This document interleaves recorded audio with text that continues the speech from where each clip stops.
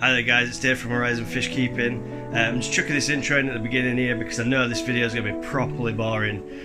So it's all I'm doing in this video is showing you how to do the mixtures and what sorts of things we do to set up this CO2 system for your aquarium. It's a cheap and easy way. I just wanted to put this bit of an intro in just to show you what sort of pressure we're getting on this homemade CO2 system. It's just bicarbonated soda, citric acid and water, and that just makes it go off. It's easily good enough for sort of a 200 litre tank. It'll do any 200 litre planted aquarium. It's not as good as your big bottle gas and stuff like that. It's going to do up to 800 gallons and all that stuff. But if you just want to do it on cheap, like I said at the end of the video, I'm doing this project for once you've bought all the materials and things, you're doing this project for like a year's CO2 for like £30 or something like that. For the materials just to mix together and a bit of tap water. I've got it on solenoids and stuff. During the video, my CO2 diffuser broke, so that's not on there. So I've just got the air stone kicking off there. My solenoid broke down, so I had to take all that to bits and refix it. I've now fixed this, it's just on top of the bottles there. So this is what we're trying to get to today. So it all went wrong, the video went crazy, but I still recorded it anyway. I'm going to do some editing on there, cut bits out and whatever. But the important facts will be there to mix up the bicarb and the citric acid to make the CO2 generator work. You'll see the sort of pressure. I'll click on the solenoid now. I'm just using it off a tapo plug just on the floor here. So there's the air stone. You can see the airline running down there, and it just goes into the top of the CO2 generator there, which I've just, it's just gassed up now. So this is the kind of pressure that you're getting. I know it's through an air stone, so you can imagine with finer bubbles how long it'll last for. And the sort of pressure this is coming through on a decent sized air stone is insane. So I'll just show you that now. Just click it on. So that's the kind of CO2 you're getting. I won't leave it on too long because it'll gas my fish out, but yeah, it's definitely kicking some CO2 out of that, and it's easily good enough for this 150 litre tank here. So if you want to stick around to end, guys, I'll show you how to make the thing, and then we'll that'll be the part 2 done of the CO2 experiment, as we will, to do the CO2 on the cheap. There's loads of videos about this already on YouTube, so I mean the only difference is mine's more detailed, I think, because I'm showing you how to do all the mixtures and things, and basically piece by piece how we build this generator. I know it's a bit of a kit off Amazon, but some people might look at the instructions and think what's going on here, so I just did a video just to bit of a guideline more than out. But yeah, the video is quite boring, but I do get through all the facts, and this is the end result. So I'll catch you on the next one, guys. Cheers. Hey guys, it's Dave from Horizon Fish Keeping.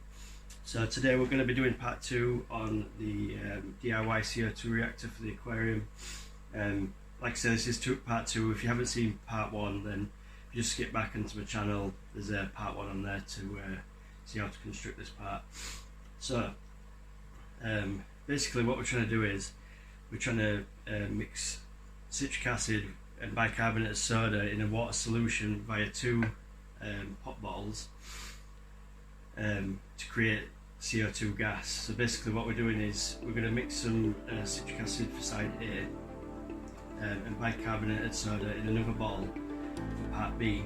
So we have to get the measurements quite accurate for this. For the reaction to work. So these are the products that I use. So the baking soda I just get off Amazon, and it's around £10 a bottle. There's 1 kilo in there. And then I mentioned as well I use the citric acid from Wilkinson's, which is a small chain store in England.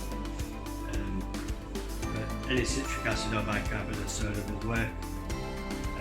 Basically we just need to make the measurements for the mixture. I'm using this brand of bottle. I'm sure everyone knows what it is, but we're not allowed to advertise because it's YouTube.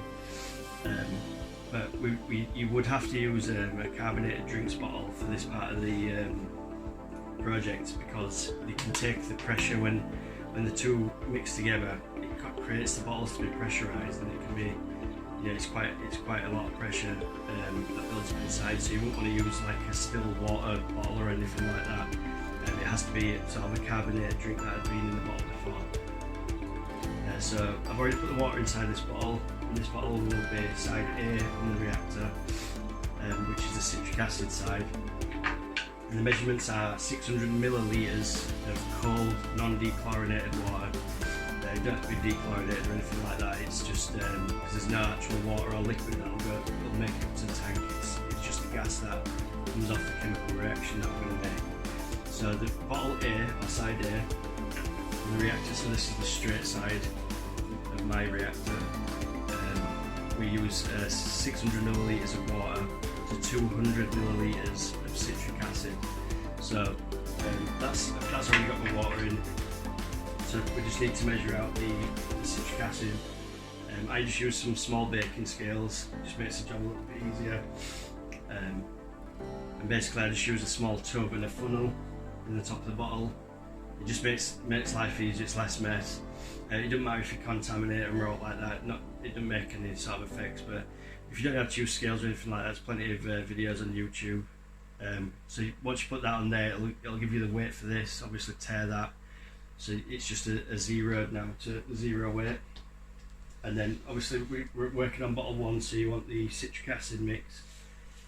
So we've got the citric acid, 600 millilitres of water, and then the citric acid you want 200 grams of citric acid to 600 millilitres of water.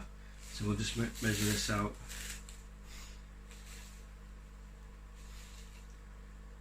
So my scales won't go over 100 grams, so that's roughly 100 grams. So we need to do 2 of them on my scales. You just pop your funnel in the top and then just pour this through. I will say the citric acid is quite granular, sort of like sugar. It goes through the funnel really easy. The bicarbonate soda is more powdery, sort of like a talcum powder sort of texture. So sometimes you have to poke it through with a funnel. But you know, as long as it gets into the bottle, it doesn't really matter. So then we'll just do another 100 grams of this, so the total will be 200 grams once we're finished.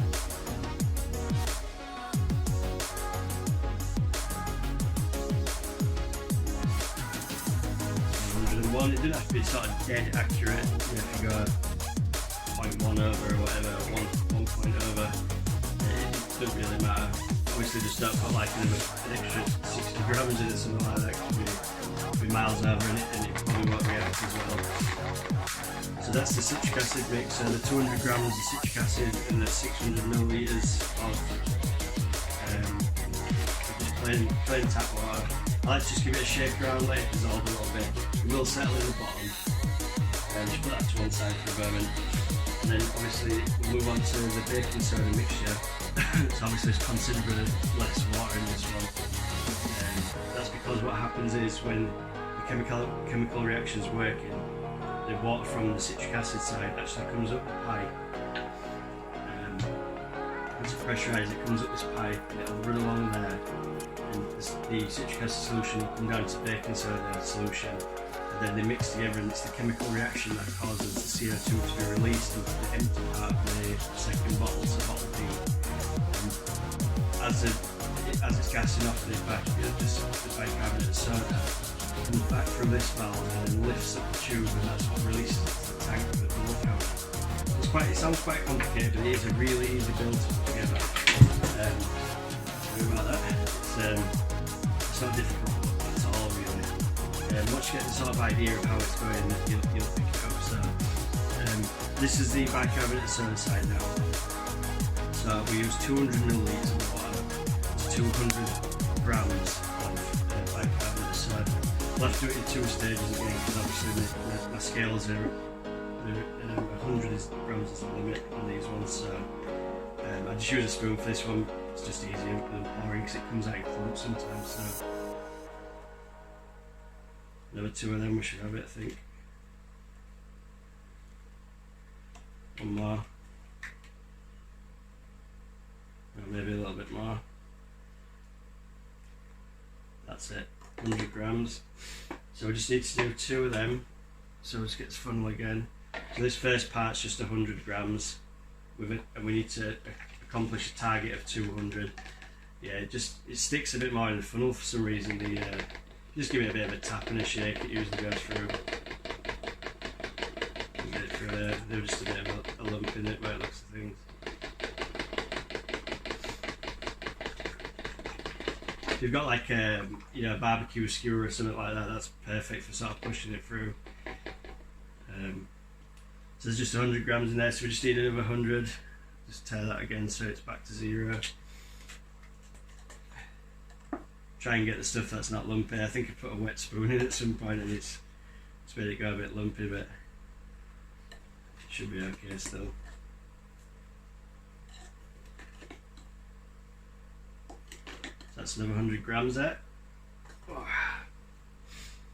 Stick his funnel back in. We'll just pile this last bit and get rid of some of these chunks before.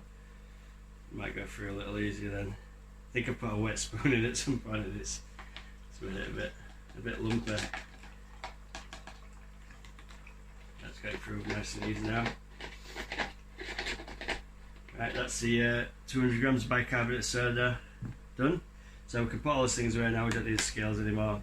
Pop the lid on there. So just give it another shake again. Try and just give it a bit of a mix up. You might feel it start pressurising. Just want to try and dissolve it a little bit before you put it onto the reactor. I'll do the same with citric acid. You should always know that the citric acid one's got more, so that's bottle A, than the bicarb tends to have less in. Well, it always has less in. So these are the two mixtures now. What we need to do is we just have to put the just make sure you get these the right way around as well, because it won't work. So this is the citric acid side, so we just pop this on here, push this down to the bottom, and then just screw it on. And then we'll just go for the bicarbonate of soda. This one's a bit fiddly because it's easier if you put a Y piece in there as well, not a T piece, because it just fits into the bottle where the bottle lid connects a little easier. I just don't have it, so I just sort of fold that bit back like that instead. The Y connectors are so much easier to get because it just sort of jams up a bit there, but it will go in because I've already tried it off camera. And just slide that to the bottom. And that just wants screwing up. Won't worry about sort of the residue on there. You know, it runs down over time, especially when it starts pressurising. You just screw it on there, and this is what your reactor should look something like this. Just make sure this is tight down, make sure all your pins are tight down and your needle valve is closed. And then what we do is, on the citric acid side, for us to make a siphon then, in theory, we have to squeeze the bottle A, and that'll cause the pressure to go around some of the solution to go into bottle B, and it'll create like a vacuum, and as the chemical reaction grows, it'll expand the bottles so the pressure will build. So there's zero pressure on there at the moment. If I just squeeze it, I'd probably squeeze it as hard as you can and a couple of times just to get it going, sort of like this, and you'll hear it bubbling. And then you should get a bit of a vacuum noise going.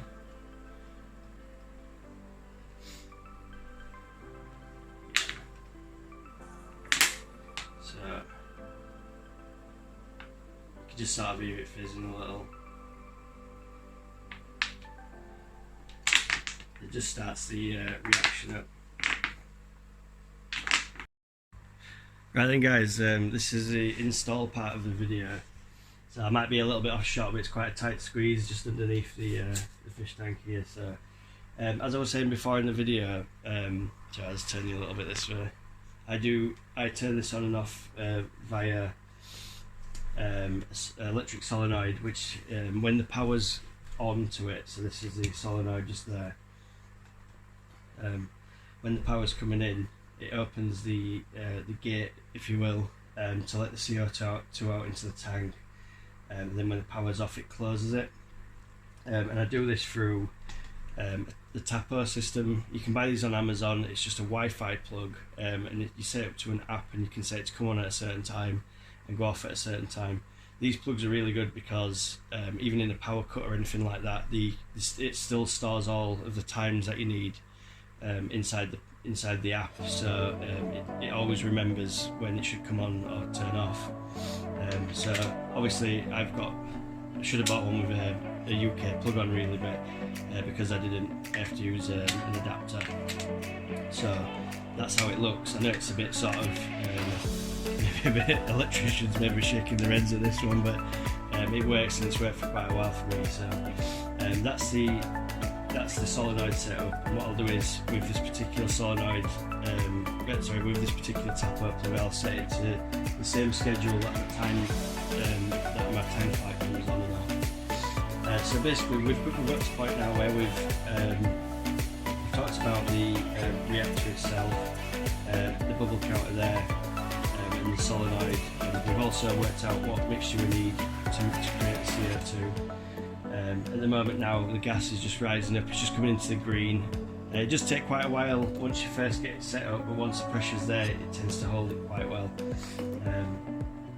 So if it is a bit low, you can sort of give it another squeeze, try and get a bit more of that citric acid into the baking soda, and that usually takes the pressure up quite quickly. And also there's a technique where you can sort of turn it on and off rapidly and squeeze the bottle. There's plenty of videos on YouTube to have a look at that. So we're at the stage now where we need to get the CO2 from the bottles, go through the bubble counter, past the solenoid, and then into our aquarium. So the way to do this is via what they call a CO2 diffuser. This is an oldish one. This is what I use, and I've connected the airline to it, and also a one-way valve. I would highly recommend this because there's been a couple of times when the CO2 cuts off in the evening through the solenoid. What happens is the water flushes back through and it ends up coming up the line. And I've got to the point where there's been water that close to the solenoid, and obviously the solenoid's electric, and water and electric don't mix, as we all know. And also we've got the electrics down there for the canister filter and the lights and the air lines to the zip brine shrimp hatchery and all that stuff down there. So we tend to try and keep the water away from the electrics if we can. So I highly recommend putting a one-way valve on, and try and get the one-way valve. You don't want it down here, like right at the bottom of the line, or real close to the diffuser. You want it sort of at the top of the glass, so if you can sort of measure your glass depth and cut your first piece there off of your diffuser, that's usually a good place to start. So this piece is the perfect length to get into my aquarium from underneath in the cabinet there. I'm not going to put it in today and show you how it is when it's in, because I'm going to plug it in on the wall just across from me there, and then I'll install it into the cabinet, make a neater job of it when I'm off camera. So basically what you want to do is the outside of the solenoid, it says in and out on, I don't know if you can see, it's quite shiny. So you want CO2 in and then to the aquarium out. It's just got a little screw cap there, so you just want to unscrew that, slide that onto whichever airline tube you're using. This particular one, it's blue, not sure why, but that just wants to push onto the nipple of the solenoid just like that. Get it nice and tight because there's a lot of pressure in these lines once it's cast up. And then you just want to push that down.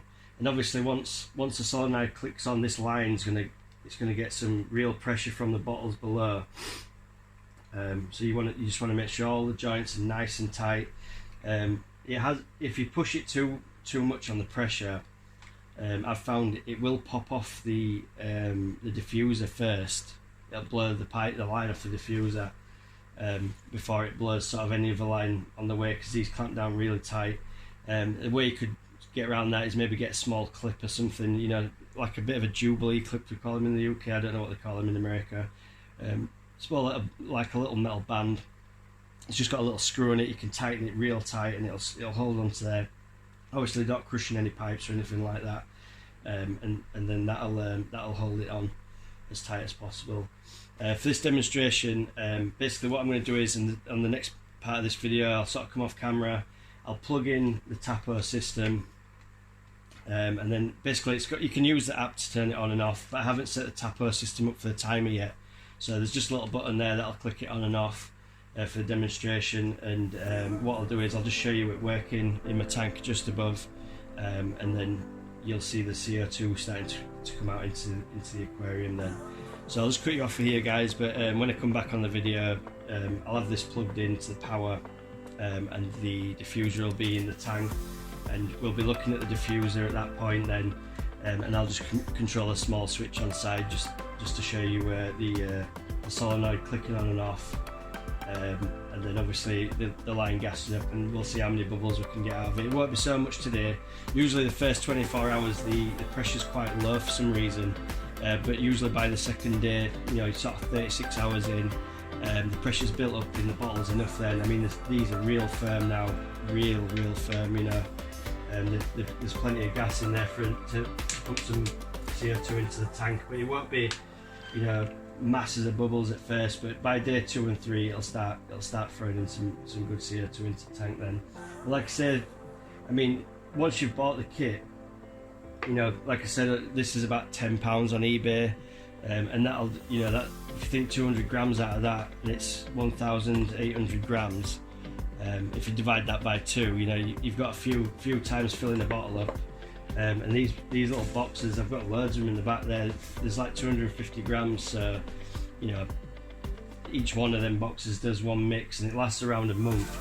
So I've probably got sort of like, you know, 5, 6, well, probably about 10 boxes of that, and then one thing of that. It could be good for CO2 for a year for, you know, 20-30 pounds. So it's really cheap for CO2. I know it's not as good as your big systems and your big regulators. It's not going to pump CO2 into an 800 gallon tank or all like that, but if you've got smaller aquariums, this one here is only 150 litres. If you sort of, I'd say probably 200 litres and lower, this system will work for. Anything sort of bigger than that, you need to start going to sort of commercial regulators and, you know, and commercial bottles of CO2. This sort of thing, it's just not going to produce enough to do a fully planted aquarium of that size. But anything sort of smaller, this will do fine. You know, if you've got them little nano tanks, you know, 50 litre, little sort of 5 gallon, 10 gallon tanks, and little aquascaping tanks, this would be spot on. It doesn't look the best, but mine's going in the cupboard. It's going to be hidden. No one ever sees it. You know, the door's shut on there, and that's it. It's away. If you're going to have it sort of on, you know, on your side on a shelf or something like that, it's not the best looking. I know that. You could probably do something with the bottles if you wanted to, you know, wrap them in something, you know, sticky back plastic, make them all black and make it look shiny or whatever, but it's more of a DIY project. Mine's going in the cupboard, so I'm not too bothered about the way it looks. As long as it does a purpose, that's the main thing.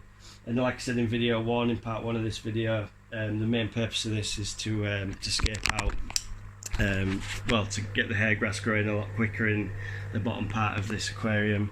So it looks quite nice now. They're all real plants. I've got dwarf hair grass. I've got a couple of crypts in there. Look, and yeah, there's some good plants in there. A little bit overstocked at the moment, but like I say, you know, we can always cut them down. We've got plenty of tanks at home here, so I'll cut off this bit of the video, guys, and then obviously like I say, we'll have this all set up in the tank, and what I'll do then is I'll show you the reactor pushing the CO2 into the aquarium. So I'll get back to you in a second, guys. Right, guys, this is the so it's all installed into the tank. The solenoid's plugged in. So with the TAPO system, if it's now off, what we want to do now is pump CO2 into the aquarium. So what you could do is you can turn it on and off manually on your phone. You can turn it off with a plug like I'm going to do now. It's just got a small button on the side, or you can have it on a time system on the TAPO system. You don't have to use TAPO, it's just the one I use, but there's a million and one Wi-Fi plugs out there, so it's just an example on how I do it, and I do it on a timer, as I said before. So when I press the power on now, you can just either click and then the little green light shows. That means the gate's open because the power's coming in, and you would have this sort of gateway open just here, and that's just going to pump CO2 up the line, and then into the aquarium. So I'll just put you up there one moment. You can just see my mollies swimming around next to the I'll just move you a bit closer in actually, guys, and then so it's my wife's piano there. So what we're going to do is now, we're a little bit skew with, I'll push the CO2 through the line, and then that'll it does take a couple of seconds just to get the pressure built up, but it'll just come through in a moment there. So yeah, any second now it'll start to go.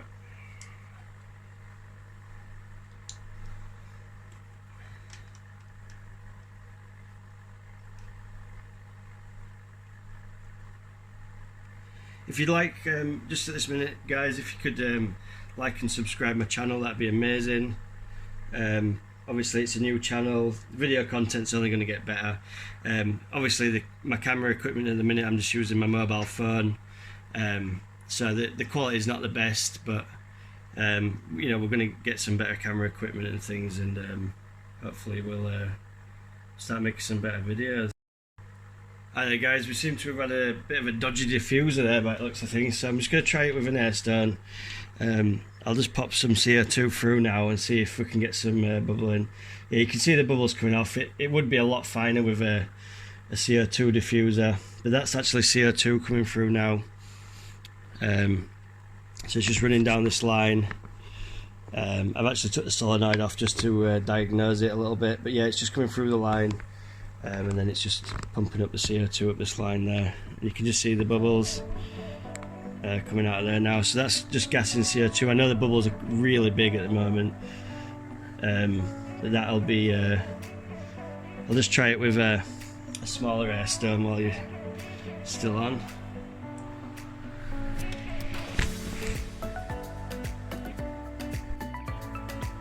Yeah, so I'll just try it with a smaller air stone and see if we can get some finer bubbles coming out of there.